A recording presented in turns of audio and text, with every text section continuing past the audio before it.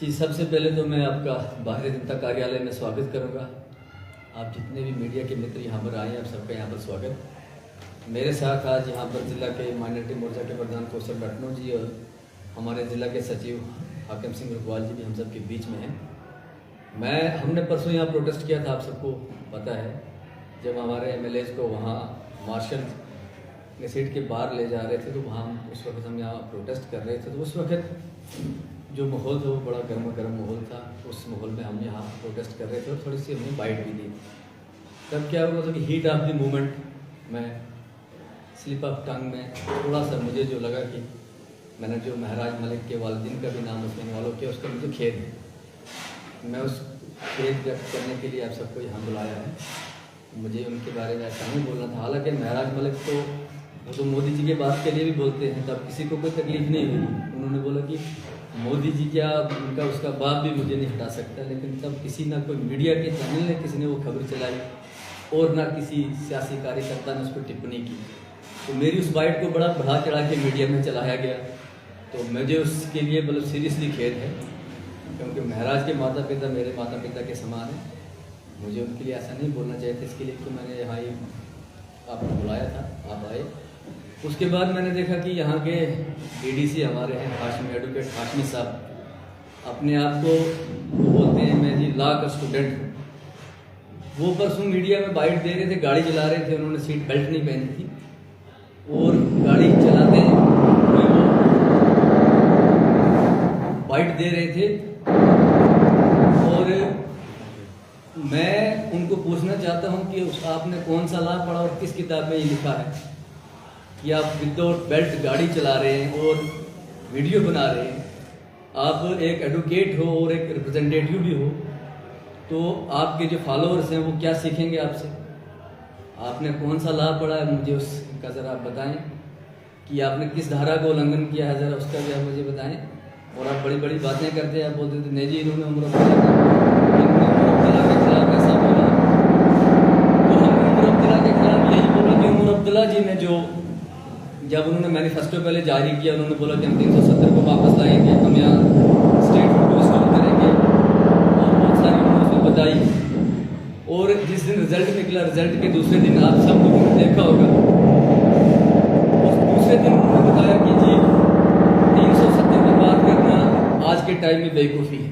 उन्होंने ये बात बताई, आप सबको पता है कि 370 पर बात करना आज के टाइम में बेवकूफ़ी है। और जैसे ही असेंबली चली, असेंबली में जो बातें होनी थी वो ना करते हुए पहले दिन पीडीपी ने उसका रेजोल्यूशन लाया और एमसी ने सोचा हम पीछे रह गए, तो जम्मू कश्मीर को आग में झोंकने के लिए उन्होंने दूसरे दिन रेजोल्यूशन लाया और वहाँ बड़ी बड़ी बातें करने लगे। इसलिए मैंने आप सबको बताया, हाशमी साहब जब यहाँ डीडीसी का चुनाव वो लड़ रहे थे, तो उन्होंने बड़े बड़े लोगों से वादे किए थे। उन्होंने बोला था बखना में रोड पहुंचाऊंगा, उन्होंने बोला था मैं छहरोद में रोड पहुंचाऊंगा, और ना तो बखना में रोड पहुंची और ना छहरोद में रोड पहुंची। हाशमी साहब आप पहले बखना में रोड पहुंचाओ, पहले छहरोद में रोड पहुंचाओ, फिर अब धारा 370 वापस लाओ। मेरी पंचायत का एक गांव है, छोटा सा गांव माठड़ी में एक मोड़ा है बोंडार के लोग पानी के लिए तरस रहे हैं। उनके चल के उनके पाँव के जूते बेचारों के 3 बार टूट गए, उनको पानी नहीं है। हाशमी साहब अगर आप इतने बड़े नेता हैं, इतने बड़े एडवोकेट हैं, तो पहले बोंडार वालों को पानी दिलाओ, उसके बाद आप 370 दिलाओ। आप एक छोटा सा काम, उन्होंने पीआरआई ग्रांट में पानी के लिए पानी सैंक्शन करवाया था, 2 लाख रुपए उन्होंने अपने पीआरआई ग्रांट में रखा था। उसकी टेंडरिंग हुई, अलॉटमेंट हुई, काम हुई, पेमेंट भी हो गई, लेकिन पानी वहां नहीं पहुंचा। आधी पाइपें लगी, उठा के कोई लोग ले गए।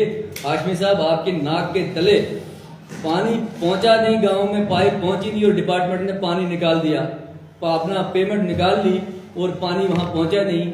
तो मुझे लगता है कि आप भी उनके साथ मिले हुए हैं। अगर आप उनके साथ मिले हुए नहीं तो आप इंक्वायरी कराओ इस बात पे कि कैसे, अगर पानी गांव में नहीं पहुंचा तो उन्होंने पेमेंट कैसे निकाली डिपार्टमेंट ने, आप इस पर इंक्वायरी कराओ और उसके बाद में आप 370 यहाँ के लोगों को दिलाना। आपकी डीडीसी कॉन्स्टिट्यूएंसी में 14 पंचायतें आती हैं, 14 में से 12 पंचायतों में आपको मुंह की खानी पड़ी नेशनल कॉन्फ्रेंस को, जो कि नेशनल कॉन्फ्रेंस का गढ़ था, जहां से आम आदमी पार्टी वोट ले गई। आपने कितना काम किया वो तो यहाँ से साबित हो जाता है कि जठेली पंचायत से नेशनल कॉन्फ्रेंस की हार हुई, डोंगरू पंचायत से हार हुई, गणितर ए से हार हुई, गणितर बी से हार हुई, मलवाना वेस्ट से हार हुई, आपकी मलवाना ईस्ट से हार हुई, धड़ा से हार हुई, महाला से हार हुई। एक धल खनपुर पंचायत है गुंदना ब्लॉक में जहाँ से नेशनल कॉन्फ्रेंस ने लीड ली है, और यहाँ घट ब्लॉक में एक बबोर पंचायत है, वहाँ से जो आपके अलायंस का कैंडिडेट है उसको लीड मिली है। बाकी जोधपुर में आपका बुरी हालत हुई है, झिझोद में आपकी बुरी हालत हुई है, और रोहती पलरना में आपकी बुरी हालत हुई है। आप कितने बड़े नेता हो वो आपको लोगों ने बता दिया है कि 14 पंचायतें आपकी टेरिटोरियल कॉन्स्टिट्यूंसी में आती है, और 12 पंचायतों में नेशनल कॉन्फ्रेंस को जबरदस्त शिकस्त का सामना मिला है। और आप बड़े आप बोलते हो लोगों को बेवकूफ बना रहे हो, यहाँ बोल रहे हो हम 370 वापस लाएंगे।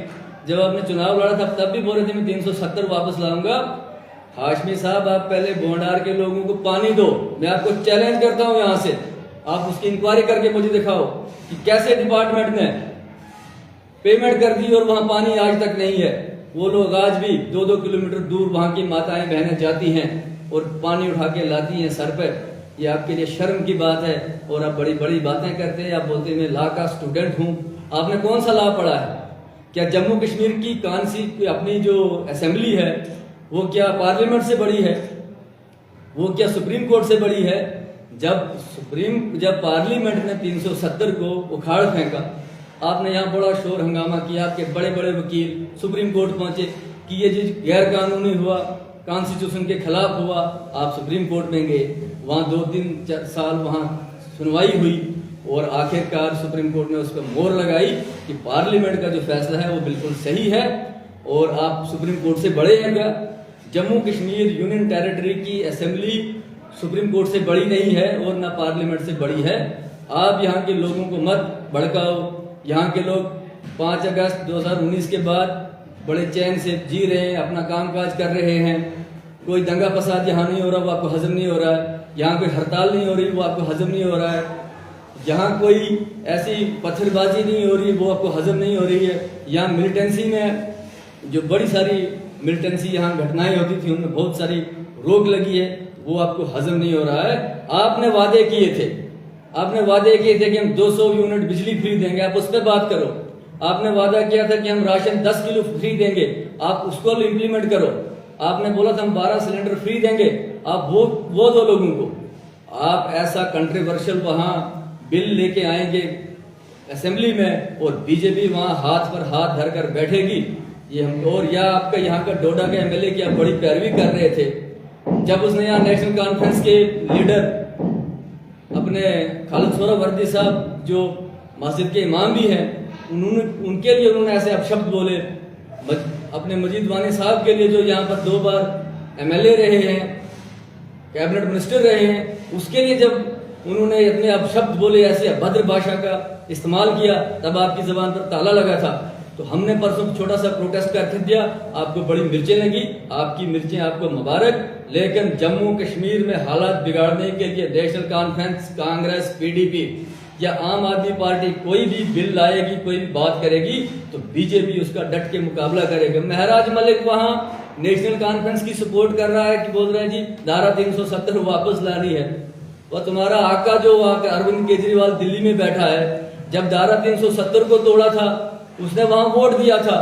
तुम्हारा ये जो आज चीफ मिनिस्टर है यहाँ पंजाब का, वो मेंबर पार्लियामेंट था तब, उसने वहां वोट दिया है। पहले तुम उनसे बात करके पूछ लो कि वो धारा 370 को वापस लाना चाहते हैं कि तोड़ने के हक में है। और महराज मलिक, अगर तुम बदतमीजी करोगे, एमएलए छोड़ के तुम कुछ भी बनो, अगर तुम बदतमीजी करोगे तो उसका जवाब भी बदतमीजी से ही दिया जाएगा। क्योंकि ये कहावत है कि लातों के भूत बातों से नहीं मानते। हमने आपको पिछली बार प्रेस कॉन्फ्रेंस में यहाँ समझाया था। वो एक इलाके से गुजर रहे थे, वहां एक जगह वो खड़े हो गए और कुछ जयचंद भी वहां उनकी बातों पर तालियां मार रहे थे। उन्होंने वहां बताया कि जी मैं एक पीछे एक हिंदू गांव से निकला, वो मेरे पास नहीं आए, तो बोलने लगा उनको कि मैं जी यहाँ का एमएलए बन गया हूँ, मुझे मोदी का बाप भी नहीं हटा पाएगा। महराज मलिक, तुम एमएलए बने हो 5 साल के लिए, तुम कोई भगवान नहीं बने हो यहाँ के, और तुम किसी को घर से नहीं निकाल पाओगे। अगर कोई हिंदू तुम्हारे सामने या मुसलमान तुम्हारे सामने नहीं आएगा, बड़े सारे लोगों ने यहाँ मीडिया में बोला कि हम उसको तस्वर ही नहीं करते हो एमएलए है। ऐसा बदतमीज आदमी, जाहिल आदमी जो चुने हुए लोगों को, जिस बीजेपी को सबसे ज्यादा वोट शेयर जम्मू कश्मीर में मिला है 26%, जिन लोगों ने वोट दिया है उनके रिप्रेजेंटेटिव्स को यहाँ का महराज मलिक एमएलए गधों की जमात बोलेगा, गधों की टोली बोलेगा, तो महराज मलिक पर यहाँ से फूलों के हार नहीं बरसेंगे। हम कहेंगे कि महराज मलिक से बड़ा गधा आज की डेट में जम्मू कश्मीर में कोई नहीं है। मैंने ये बात परसों भी बोली थी और ये आज फिर से आपको बोलना चाहूंगा, क्योंकि कल फिर उसने बोला, उसने 10 मिनट के असेंबली में बोल दिया, उसने सोचा पता नहीं मैंने कौन सा बड़ा पहाड़ तोड़ दिया। तुम पिछले 10 साल से चिल्ला रहे हो मैं इनकलाब लाऊंगा, मैं मजलूमों के हक की बात करूंगा, मैं पता नहीं कौन कौन सी बातें करूंगा, और तुम एमएलए बनने के बाद, मैं आपसे मेरे मीडिया के भाइयों से थोड़ी सी शिकायत रहेगी, एमएलए बनने के बाद महराज मलिक गाड़ी के छत पर चढ़ के आता है, यहां से वो कपड़ा पहनता है और जाके पुलिस वालों को धमकाता है, तहसीलदार को धमकाता है, एसएचओ को धमकाता है, और आप लोगों की हिम्मत नहीं हुई कि उसकी वो बाइट उसकी वो चलाएं।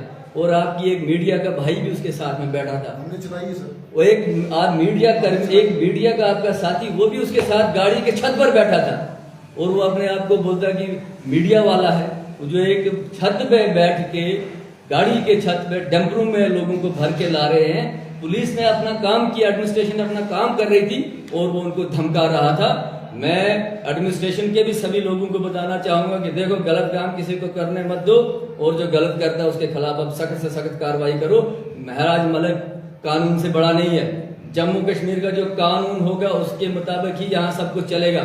यहाँ कोई महराज मलिक की अलग से कानून नहीं चलेगी।